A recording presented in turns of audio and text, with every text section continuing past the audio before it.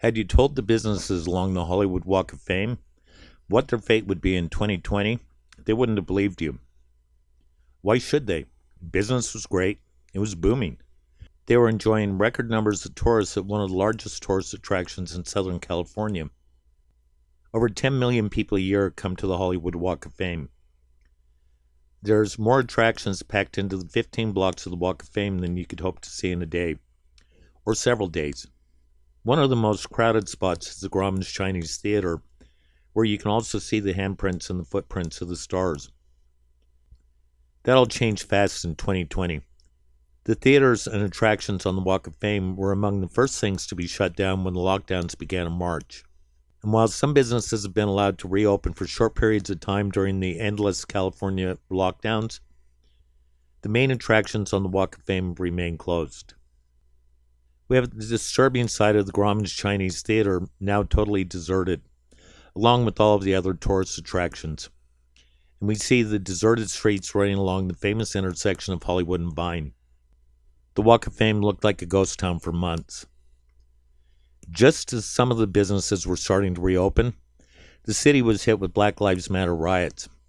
Several of the riots occurred on the Hollywood Walk of Fame. I know I'm supposed to call them peaceful protests, but when property is destroyed and people are injured, I call them riots. The riots resulted in the National Guard being stationed on the Walk of Fame and the tourist attractions boarded up. When all the dust settled, a large Black Lives Matter mural was painted at the busiest intersection on Hollywood Boulevard. This was done to honor the organization that had caused the destruction. Barricades were put up to protect the mural, closing down 3 lanes of traffic. I do need to make something clear here. I think black people are awesome, but BLM as an organization doesn't have the best interests of blacks or our country at heart. It's done nothing to give back to the African American community, and has stirred up hate and violence wherever it has gone. Just as the boards began to come down from the windows, the left began screaming that if the election didn't come out the way they wanted, America would burn. As the election neared, businesses once again hurried to board up their windows. This gets expensive, especially when you don't have any income. Now at the close of 2020, where the Four Ladies of Hollywood gazebo marks the entrance to the Walk of Fame, a massive homeless encampment has erupted. At its boundary is a large sign reading, "Rooms for Rent." The irony couldn't be more apparent.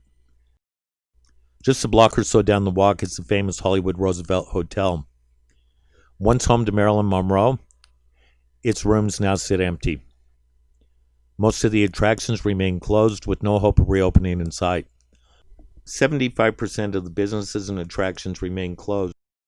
Homeless people sleep on the sidewalks. We see street vendors selling merchandise in front of businesses that have been forced to shut down. Everywhere you look, the hotels are sitting empty, but in front of them, homeless encampments. We see more empty shops and lots of for lease signs. 2020 has put LA's top tourist attraction, the Hollywood Walk of Fame, out of business. Sometimes you have to learn to trust what you see with your own eyes, not what the politicians and the media tell you to see. Throughout 2020, the businesses in Hollywood have been under a relentless attack.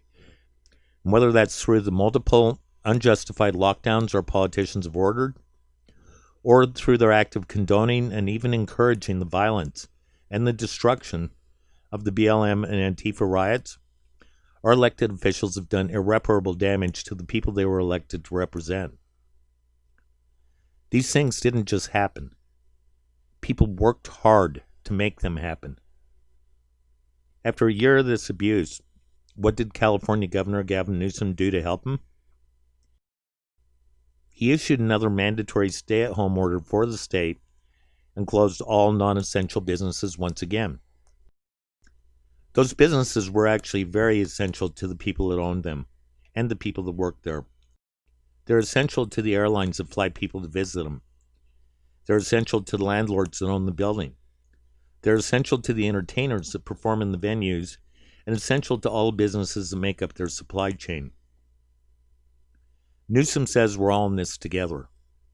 Likewise with Los Angeles Mayor Eric Garcetti and the state health officials that have ordered the lockdowns.